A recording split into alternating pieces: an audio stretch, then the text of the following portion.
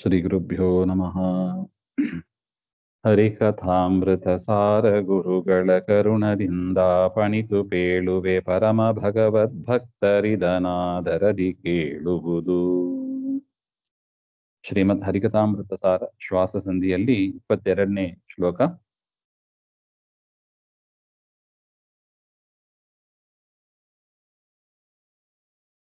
ಬೆಳಗಿದೂಜಿಯು ನೋಳ್ಪರಿಗೆ ಥಳಥಳಿಸುತ್ತಲಿ ಕಂಗೊಳಿಸುವಂದದಿ ತೊಳೆದು ದೇಹವ ನಾಮ ಮುದ್ರೆಗಳಿಂದಲಂಕರಿಸಿ ಒಲಿಸಿ ನಿತ್ಯ ಕುತರ್ಕ ಯುಕ್ತಿಗಳಲವ ಬೋಧರ ಶಾಸ್ತ್ರ ಮರ್ಮವ ತಿಳಿಯದಿಹ ನರ ಬರಿದೆ ಇದರೊಳು ಶಂಕಿಸಿದರೇನೋ.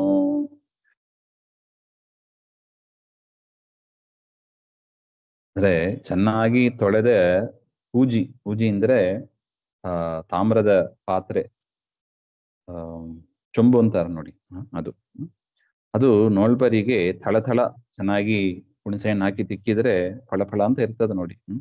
ಅದೇ ರೀತಿಯಾಗಿ ದೇಹವನ್ನ ಚೆನ್ನಾಗಿ ತೊಳೆದು ದ್ವಾದಶ ನಾಮ, ಆ ಗೋಪಿಚಂದನ ಮುದ್ರೆ ಅವುಗಳನ್ನೆಲ್ಲ ಧರಿಸಿ ನಿತ್ಯ ಕುತರ್ಕ ಯುಕ್ತಿಗಳ ಒಲಿಸಿ, ಶ್ರುತಿ ಸ್ಮೃತಿಗಳಲ್ಲಿ ಹೇಳದೇ ಇರುವ ಬರೀ ಊಹೆ ಮಾಡಿ ಹೇಳುವ ತರ್ಕ, ಅದನ್ನೇನ್ ಕರೀತಾರೆ, ಲಾಜಿಕ್, ಅದನ್ನ ಕುತರ್ಕ ಅಂತ ಕರೀತಾರೆ.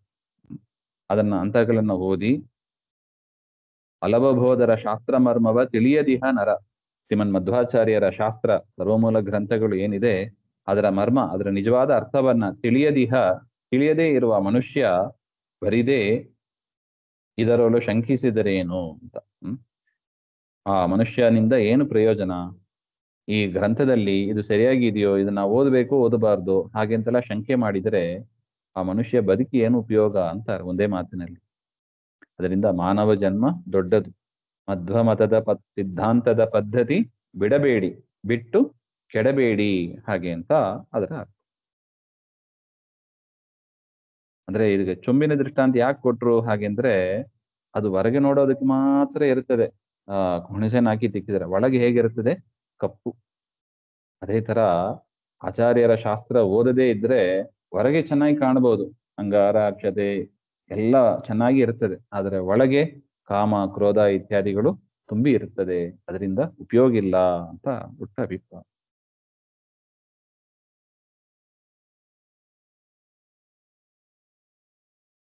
ಉದದಿಯೊಳಗೂರ್ಮಿಗಳು ತೋರ್ಪಂದದಲ್ಲಿ ಹಂಸೋದ್ಗೀತ ಹರಿಹಯವದನ ಕೃಷ್ಣಾದ್ಯಮಿತ ಅವತಾರಗಳು ನಿತ್ಯದಲ್ಲಿ ಪದ್ಮನಾಭನೊಳಿರುತಿಹವು ಸರ್ವತ ಸಮಸ್ತ ಪ್ರಾಣಿಗಳ ಚಿತ್ ಹೃದಯಗತ ರೂಪಗಳು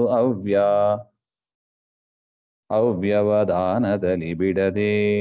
ಉದದಿಯೊಳಗೆ ಊರ್ಮಿಗಳು ತೋರ್ಪಂದದಲ್ಲಿ ಅಂದ್ರೆ ಸಮುದ್ರದಲ್ಲಿ ಅಲೆಗಳು, ಅದೇನಾದ್ರು ನಿಲ್ಲುತ್ತದ? ನಿಲ್ಲೋದೇ ಇಲ್ಲ, ಸತತವಾಗಿ ಒಂದಾದ ಮೇಲೆ ಒಂದು ವೇವ್ಸ್ ಬರ್ತಾನೆ ಇರುತ್ತದೆ. ಹೇಗೋ ಹಾಗೆಯೇ ಪರಮಾತ್ಮನ ರೂಪಗಳು, ನಾನಾ ಅವತಾರಗಳು, ಹಂಸ, ಉದ್ಗೀತ, ಹರಿ, ಹಯವದನ, ಕೃಷ್ಣ ವೇ ಮೊದಲಾದ ಅಮಿತನ ಅವತಾರಗಳು. ಪರಮಾತ್ಮನೂ ಅನಂತ, ಅವನ ಅವತಾರಗಳು ಕೂಡ ಅನಂತ ಒಟ್ಟು. ಅಂತಹ ಅನಂತ ಅವತಾರಗಳು ನಿತ್ಯದಲ್ಲಿ ಪ್ರತಿ ದಿವಸವೂ ಕೂಡ ಎಲ್ಲಾ ಪ್ರಾಣಿಗಳ ಚಿತ್ ಹೃದಯಗತ ರೂಪಗಳು. ಆ ಒಂದು ರೂಪದಿಂದ ಪರಮಾತ್ಮ ನಮ್ಮ ಒಳಗೂ ಕೂಡ ಬಿಂಬನಾಗಿ ಹೃದಯಾಕಾಶದಲ್ಲಿ ಸ್ವರೂಪ ದೇಹದಲ್ಲಿ ಇದ್ದಾನೆ. ಆ ರೂಪಗಳನ್ನ ಬಿಡದೆ, ಅಂದ್ರೆ ಮರೆತು ಹೋಗದೆ, ಒಂದು ಕ್ಷಣ ಕೂಡ ಬಿಡದೆ ಆ ಕೃಷ್ಣನನ್ನ, ಆ ಬಿಂಬರೂಪವನ್ನ ನಾವು ಸದಾ ಸ್ಮರಿಸಿಕೊಂಡು ಇರಬೇಕು ಅಂತ. ಅವ್ಯವಧಾನದಲ್ಲಿ ವ್ಯವಧಾನ ಇಲ್ಲದೆ, ಗ್ಯಾಪ್ ಇಲ್ಲದೆ ಸರ್ವದಾ ಸದಾ ಪದ್ಮನಾಭನೋಳು ಇರುತ್ತೆ. ಪರಮಾತ್ಮನಲ್ಲಿ ಆ ಒಂದು ಬಿಂಬರೂಪದಲ್ಲಿ ಅನಂತ ರೂಪಗಳಿದೆ. ಅದೇ ತರ ಪರಮಾತ್ಮನ ಮೂಲ ರೂಪದಲ್ಲಿ, ಪದ್ಮನಾಭ ರೂಪದಲ್ಲಿ ಅನಂತ ರೂಪಗಳಿದೆ. ನಾವು ಮಾಡ್ತೀವಿ ನೋಡಿ, ಅನಂತ ಪದ್ಮನಾಭ ಪೂಜೆ ಅಂತ ಮಾಡೋದು ಅದಕ್ಕೆ. ಆ ಮೂಲ ರೂಪನ ಪೂಜೆಯನ್ನು ಮಾಡಿದರೆ ಎಲ್ಲ ಅವತಾರ ರೂಪಗಳು ಅಲ್ಲಿ ಇದ್ದೇ ಇದೆ. ಅದರಿಂದ ಪದ್ಮನಾಭನ ಪೂಜೆ, ಅದು ಅನಂತ ಪದ್ಮನಾಭನ ಪೂಜೆ ಭಾರಿ ವಿಶಿಷ್ಟವಾದದ್ದು. ಯಾಕೆ? ಎಲ್ಲಾ ರೂಪಗಳನ್ನು ಕೂಡ ಪೂಜೆ ಮಾಡಿದ ಒಂದು ಅನುಗ್ರಹವನ್ನ ದೇವರು ಮಾಡ್ತಾನೆ ಅಂತ ಅದಕ್ಕೆ ಕೊಟ್ಟ ದೃಷ್ಟಾಂತ, ಉದಾಹರಣೆ ಯಾವುದು? ಕಡಲಿನಲ್ಲಿ ಬರತಕ್ಕ, ಸಮುದ್ರದಲ್ಲಿ ಬರತಕ್ಕ ಆ ಅಲೆಗಳು. ಎಷ್ಟು ಅಲೆಗಳು ನಿಲ್ಲುತ್ತದ ನೋಡಿ. ಅದೇ ರೀತಿಯಾಗಿ ಪರಮಾತ್ಮನ ಅಲೆಗಳೇ ಹೀಗಿದೆ. ಆ ಅಲೆಗಳನ್ನ, ಸಮುದ್ರವನ್ನು ಸೃಷ್ಟಿ ಮಾಡಿದ ಆ ಪರಮಾತ್ಮನಿಗೆ ಮಿತಿ ಇದೆ ಅಂತ ಹೇಗೆ ಆಗ್ತದಾ? ಆಗೋದಿಲ್ಲ.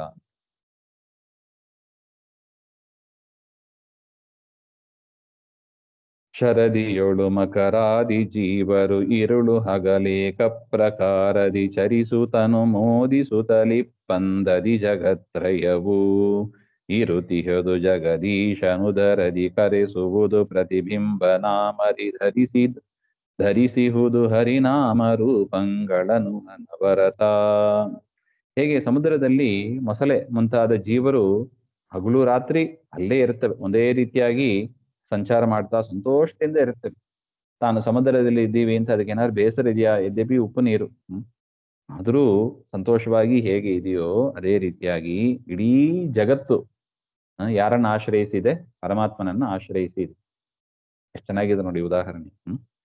ಪರಮಾತ್ಮನ ಉದರದಲ್ಲಿ ಇದೆಲ್ಲವೂ ಇದೆ. ಎಲ್ಲಾ ಜೀವರಾಶಿಗಳು, ಬ್ರಹ್ಮಾಂಡ ಎಲ್ಲವೂ ಕೂಡ ಪರಮಾತ್ಮನನ್ನ ಆಶ್ರಯಿಸಿ ಇದೆ.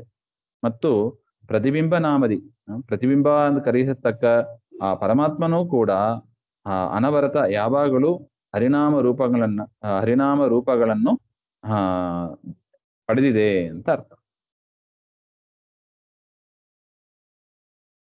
ಅಂದ್ರೆ ಪರಮಾತ್ಮನ ಉದರದಲ್ಲಿ ಎಲ್ಲ ಜಗತ್ತು ಆಶ್ರಯವನ್ನು ಪಡೆದಿದೆ. ಅಲ್ಲಿ ಸಾತ್ವಿಕರು ಸುಖವಾಗಿಯೇ ಇರ್ತಾರೆ. ಮತ್ತು ಆ ಪರಮಾತ್ಮನಿಗೆ ಏನು ಹೆಸರು? ಪ್ರತಿಬಿಂಬ ಅಂತಾನು ಹೆಸರಿದೆ. ಅಂತ ಪ್ರತಿಬಿಂಬನಾಗಿ ಪರಮಾತ್ಮ ಎಲ್ಲಾ ಹರಿ ನಾಮ ರೂಪಗಳನ್ನು ಕೂಡ ಧರಿಸಿದವನಾಗಿ, ಹೇಗೆ ಮೂಲ ರೂಪದಲ್ಲಿ ಇದೆಯೋ ಎಲ್ಲಾ ರೂಪಗಳು, ಅದೇ ತರ ನಮ್ಮ ಒಳಗೆ ಇರುವ ಬಿಂಬ ಅಂದ್ರೆ ಪ್ರತಿಬಿಂಬ ಅಂತ ಕರೆಸತಕ್ಕ ಜೀವನ ಒಳಗೆ ಇರತಕ್ಕ ಬಿಂಬ, ಆ ಬಿಂಬನಲ್ಲೂ ಕೂಡ ಎಲ್ಲಾ ರೂಪಗಳನ್ನು ಕೂಡ ಇದೆ. ನಾವು ಅದನ್ನ ಚಿಂತನೆ ಮಾಡಬೇಕು ಅಂತ. ಮುಂದನೇ ವಿಚಾರ ಮತ್ತೆ ನೋಡೋಣ. ಶ್ರೀಮಧ್ವಾಂತರ್ಗತಿ ಶ್ರೀಕೃಷ್ಣ ಅರ್ಪಣಮಸ್ತು.